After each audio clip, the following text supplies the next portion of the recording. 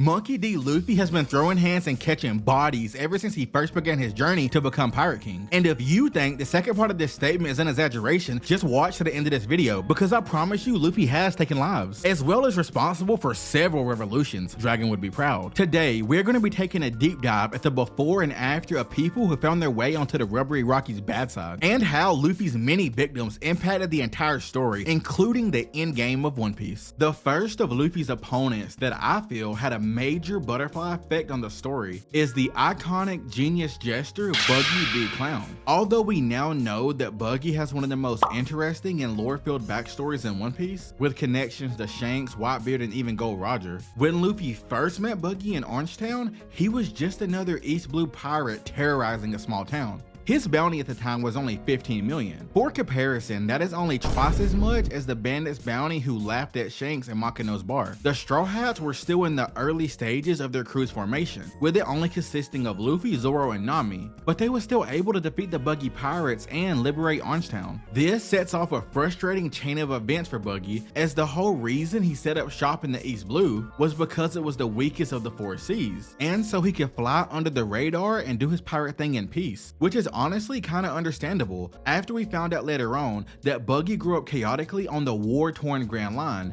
as a member of the Pirate King's crew, and that he is also basically brothers with the famous pirate emperor Red Hair Shanks. But after Roger was executed, as they was both in tears, Shanks asked Buggy to join his crew, but misunderstanding Shanks' ambition, he refuses and flees to the East Blue, where he could easily have some authority as a decently powerful Devil Fruit user, and also so he could avoid all the terrifying things he dealt with while being born and raised on the Grand Line, like constant battles with the Whitebeard pirates, the Rock pirates, and the Marines on Roger's rise to Pirate King. And honestly, his plan was working well too, till our favorite straw-hatted pirate messed up his whole vibe. After his defeat, Buggy leaves Orangetown to get revenge on Straw Hat, which he almost actually accomplishes, as he was milliseconds away from executing Luffy in Locktown. Ironically, at the same location his former captain was executed. But through what I can only describe as divine intervention or dragon intervention, Luffy is saved, Buggy is struck by lightning, and from there their stories seemingly go in different directions, until they team up in Impel Down. Impel Down is still one of my favorite arcs. Buggy and Luffy's chemistry is peak comedy. Then next, during Marineford, he actually saves Luffy by being the one to fly him to Law so he can escape, even though it was mainly because Shanks manipulated him with the promise of a treasure map. But if you ask me, Buggy knew the truth the whole time. Buggy's relationship to Roger and Shanks gets exposed to the whole world by the Marines.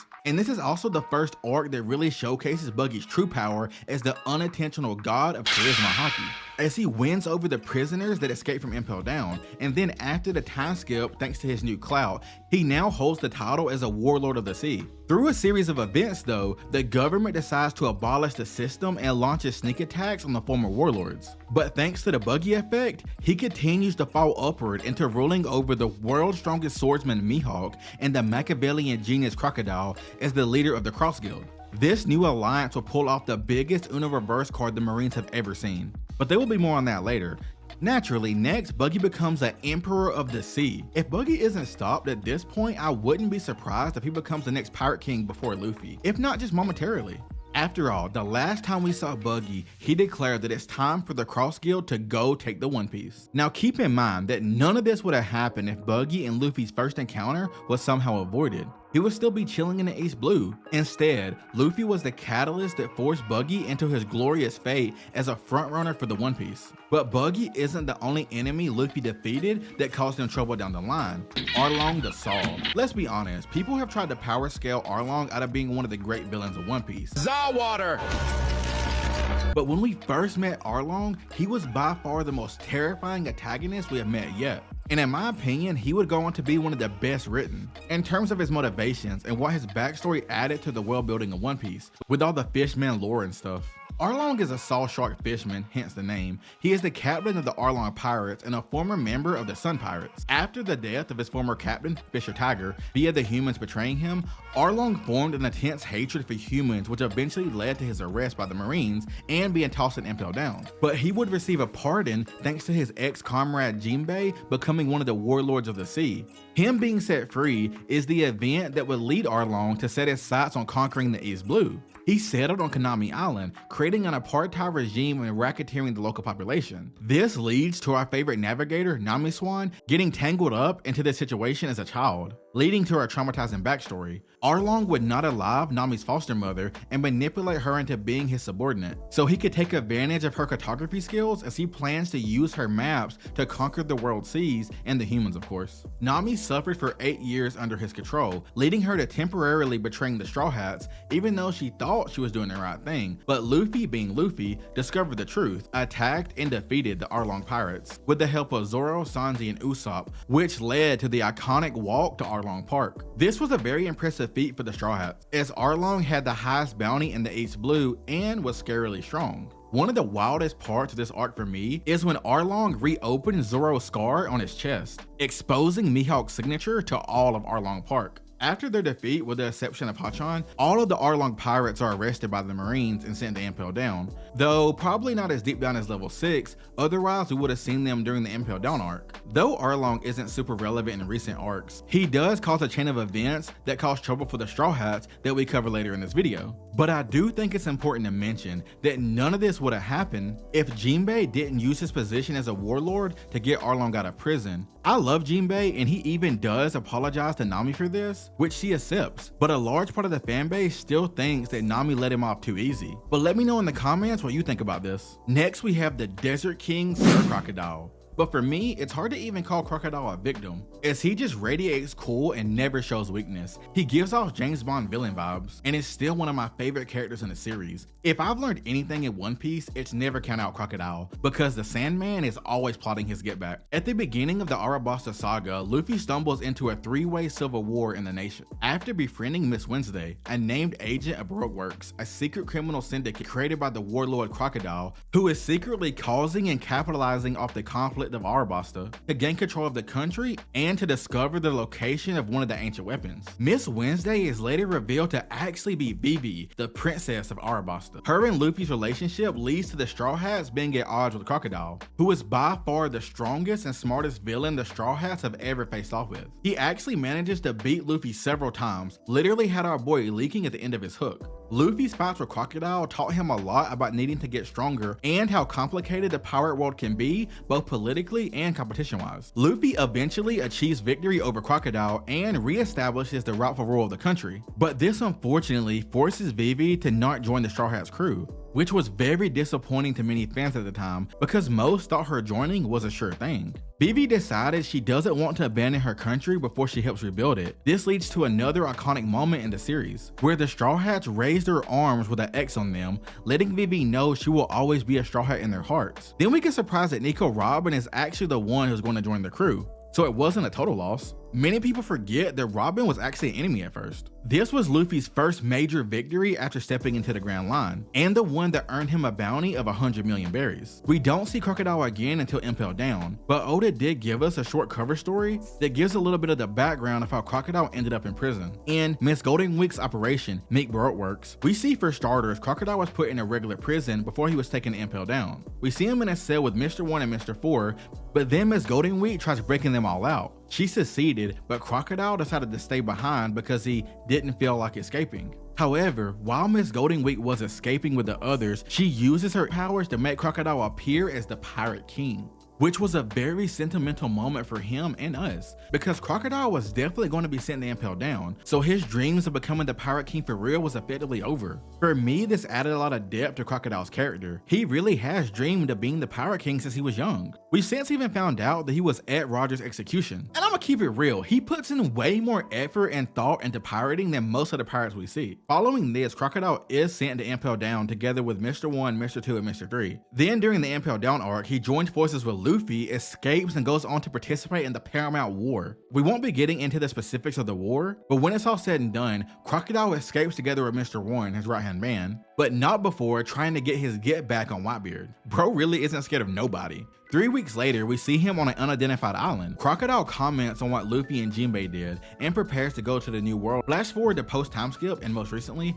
we found out that Crocodile has been plotting this genius plan to take over the seas and fend off the Marines. He recruits Mihawk by saying that the two are very similar when it comes to being careful about who to trust. He also calls Mihawk the man who used to be called the Marine Hunter, which fits perfectly into his plan of placing bounties on the heads of Marines, like they do with pirates. This would cause a major disturbance in the whole status quo. He would need a lot of berries to accomplish this plan, so he pulls up on the now warlord Buggy to collect the debt Buggy owes him for loaning him the berries to start his company, Buggy's Delivery, a pirate missionary group. Crocodile winds up saving Buggy from the Marines' attack on the former warlords that we mentioned earlier, but Buggy doesn't have his money. So Buggy, being as clever as always, offers him use of all of the resources he has acquired through his company. Buggy's Delivery already had a massive infrastructure in place and connections to thousands of pirates and criminals. Crocodile begrudgingly accepts, and Buggy is supposed to be working for Crocodile since the whole cross-guild idea was Crocodile's plan to begin with. But of course, Buggy's subordinates are so loyal they couldn't bring themselves to not put Buggy in the center of the cross-guild posters. And because they had already sent them out, the Marines think Buggy is the leader of the Cross Guild, with the former warlord and the world's strongest swordsman seemingly working under him. The Marines basically have no choice but to make the new group an emperor-level crew. So because it seems to be working for Croc's overall goal, and Buggy has the company's complete loyalty, Crocodile and Mihawk are kind of forced to accept how things fail, but not before roughing Buggy up a little bit. Next, we learn just how successful Crocodile's idea is. The Cross Guild has upset the entire balance of the One Piece world's powers. Even some of the civilians are opting to hunt Marines to get the bounty on their heads. We get a glimpse of just how much things have changed. When the Honorable T-Bone was not alived by the same poverty-stricken people he was trying to help, so that they could collect the large bounties offered for a Vice Admiral. Our next victim, Bellamy the Hyena, has one of the saddest stories in One Piece, as it just feels like he is always making the wrong decision. And even though a lot of it is his own fault, I can't help but to feel bad for him. Look, I don't think anyone would disagree that when we first met Bellamy, he was trash. There was nothing we wanted more than for Luffy to gum beat his ass. He publicly humiliated both Luffy and Zoro. That acted as an allegory for Shanks not fighting back against the bandits to protect Makino's bar. Zoro innately understood Luffy's reasoning, but Nami not so much. She just wanted them to fold Bellamy like she knew they could. At this time, Bellamy was so full of himself after defeating some slightly notable pirates recently, and he mistakenly thought that Luffy's bounty was less than his, making him easy prey, but not knowing it was actually double of his, with Luffy's bounty recently rising to 100 million berries after taking down a warlord. Bellamy was also riding the high of being able to be connected to his idol's pirate crew, Doflamingo Donquixote, after begging Dofi to let him join. Dofi did agree to let him fly his flag, but informed Bellamy that if he joined, defeat would not be tolerated. Later, Luffy's pacifist vibes go out the window when Bellamy's crew hurt friends of the Straw Hats, Cricket and his bros. They also took their gold, unknowingly breaking Luffy's zero tolerance rule when it comes to messing with his friends. Whether you're in the right or the wrong, hurt Luffy's friends and it's all smoke from there. This is the ideology he inherited from Shanks. It goes something like this: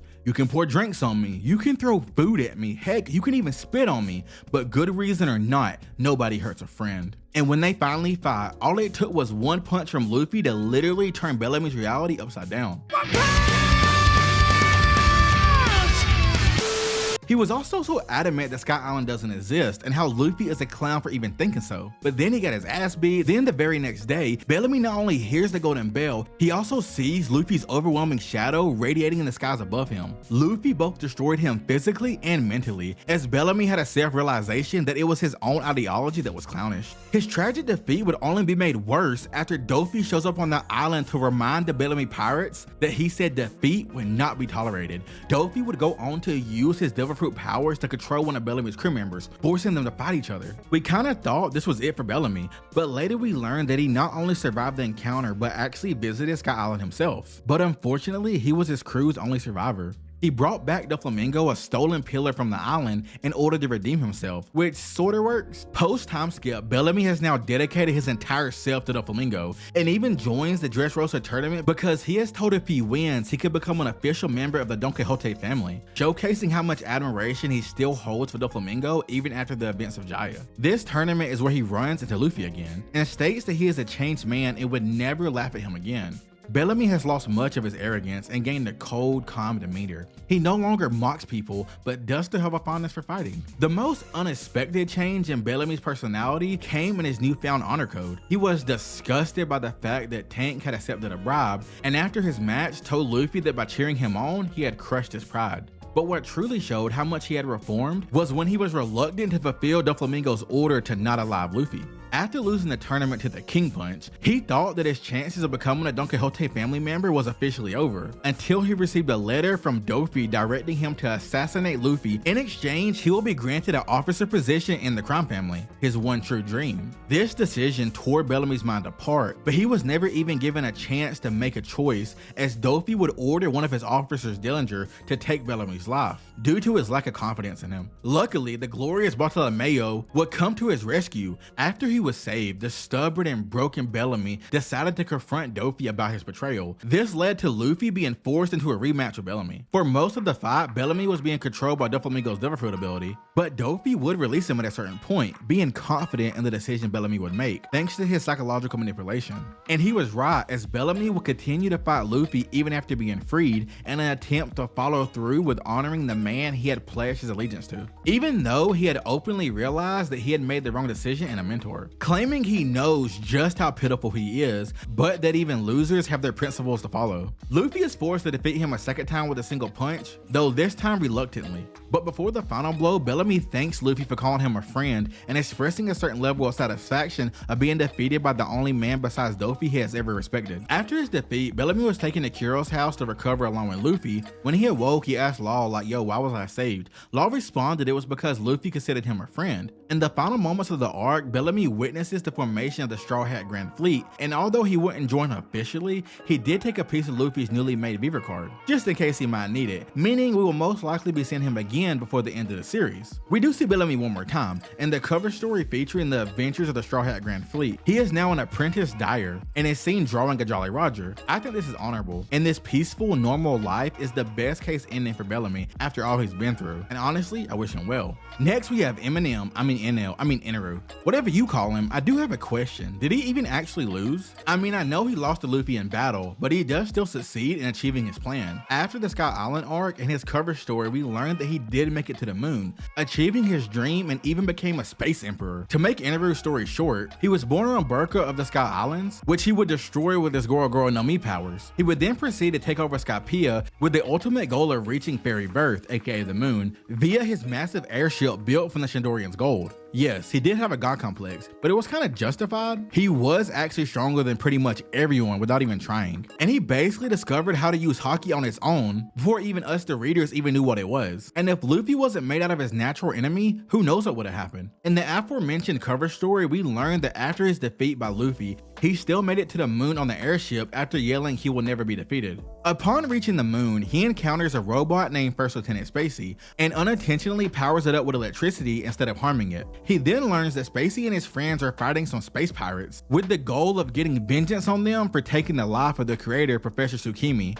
after they caused an explosion on the moon that took his life. Shortly after, as Spacey is mourning his fallen comrades, Eneru sees him getting attacked by space pirates. The space pirates also attacked him, but Eneru easily defeats them. He then sees a massive explosion take place on the moon and gets angry that the space pirates are ruining his precious Fairy Birth. So he decides to defeat all of them. Spacey tries to thank Eneru for defeating the space pirates, but Eneru zaps him too. He continues to explore and finds a cavern. After entering, he discovers an ancient abandoned city hidden beneath the lunar surface. He attempts to destroy the city with his electricity powers, but accidentally reactivates it and its robotic inhabitants. These newly awakened robots and the space creatures pledge allegiance to Eneru. He then discovers the history of the Hidden Kingdom painted on the wall, which also reveals his people's moon origins and the city's connection to its homeland. The name of the moon city is revealed to be Burka, just like where Eneru is from. At the end of the cover story, Eneru accepts his role as Space Emperor of the Moon. This makes him one of the first One Piece characters in our timeline to fully achieve their dreams, and we know how important dreams are in One Piece, so I'm sure this will be important later on in the story. As for me, it feels like Eneru's whole story feels like an excuse for Oda to foreshadow and drop lore bombs. But let me know in the comments, do you think we will ever see Eneru again in the main story? And will any of this moon lore tie into the Straw Hat's adventures? Next we have Lucci, the massacre weapon. Rob Lucci arguably has one of the best fights in the series and was one of Oda's most successful switcheroos, but recently his threat level kind of fell off. Back in Water 7, it was thanks to him pushing Luffy to his limit that we got the awesome Gear 2 scene, but Oda kind of made it very clear on Egghead that he isn't even close to Luffy's current power level, so he keeps trying to do anything to get his revenge. Basically, Luffy hurt his pride and he never recovered. We learned during the Wano arc that Lucci and his friends became a part of CP0. We next see Lucci and Kaku during the Egghead Island arc, where Lucci kinda has a rematch with Luffy, and then is paired up against Zoro, making it clear that he isn't on Luffy's level. He has awakened his devil fruit, which means he has been training, but I feel like the Straw Hats have power sculpt past him as a threat. And even during his fight with Zoro, many feel that Zoro has the edge. Get it? Like a sword's edge? Zoro's a swordman? Oh, brother, this guy stinks! Never mind. Moria's fall at Luffy's hands, and really just his overall story is sadder than people realize. He was finally ready to give his dream another go, after years of a hiatus because of his loss to Kaido back in the day, but the Straw Hats ruined his plans. He is then humiliated during Marineford, and later his comrade was killed by Blackbeard. Blackbeard tried to invite him to join his crew, however Moria refuses, proving he's got some backbone, but becomes Blackbeard's prisoner. Moria has taken so many L's in his story, but Thriller Bark is still one of my favorite arcs. That's right, I said it, come for me in the comments. Following Moria, we have Charlos, the celestial scumbag. Charlos' knockout should win an award for being the most satisfying punch in anime history. I rewatched this scene countless times, and it's just as beautiful every time. Woo! Yeah, baby! That's what I've been waiting for. For those of you who don't know, most celestial dragons are just horrible people. Slavery, kidnapping, murder, and even SA. They all pretty much suck, but Charlos is the worst of the worst.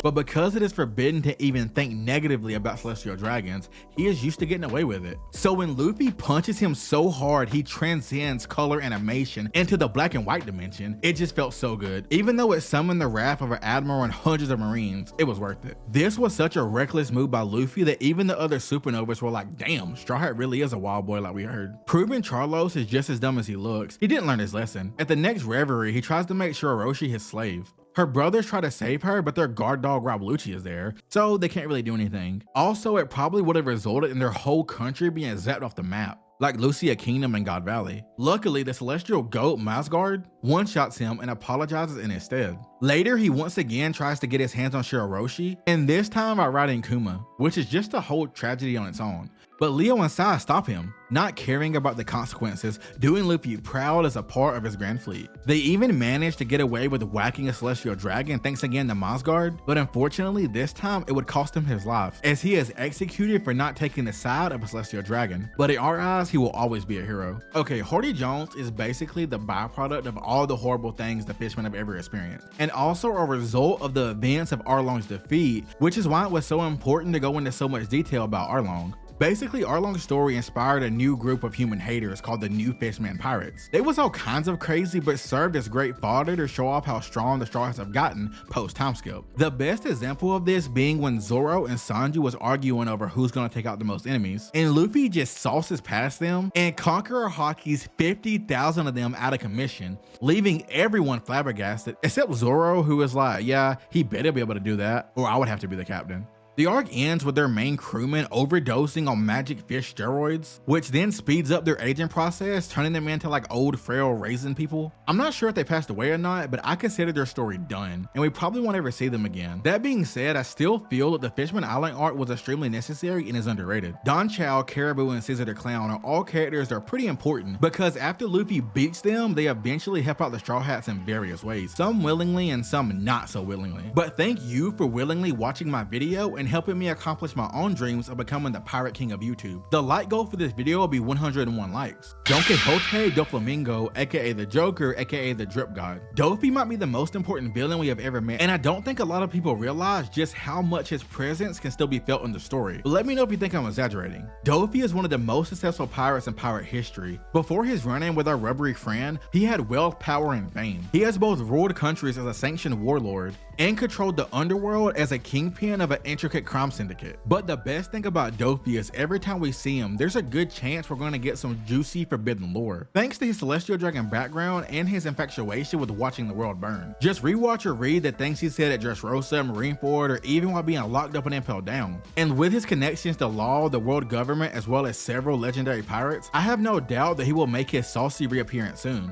I have a feeling that he will be somehow associated with the Cross Guild. When we see him after his loss to Luffy, he is in the infamous level 6 of Impel Down, where he was even chained to the floor just in case, but they didn't dare touch his iconic glasses. He starts speaking about revolutions, that the celestial dragons will be dragged down from their lofty perch soon, and he just seems seemingly excited that things are about to get interesting. Proof about just how dangerous Dofi's knowledge is, if there have been any assassins who have come to try and silence him. because he simply knows too much about the secrets of the One Piece world, the treasure of Marijois, the truth about the Will of D, and just so much more. I can't wait for his return to the fold, as he is my favorite villain in case you couldn't tell by my avatar. Katakuri the donut enthusiast. His defeat to Luffy is one of the most debated fights in Luffy's career. Some people feel that Katakuri could or should have won, but we will open that can of worms another day. Luffy did also fold Cracker and a couple other fodder during this arc, but his fight with Katakuri taught him so much, and is one of the most important in the series. Honestly, we should all thank Katakuri for speeding up Luffy's hockey training by decades. He would then somewhat defeat Big Mom as well, especially if you get your news from Big News Morgan, but her actual defeat wouldn't come till later, and it wasn't to Luffy.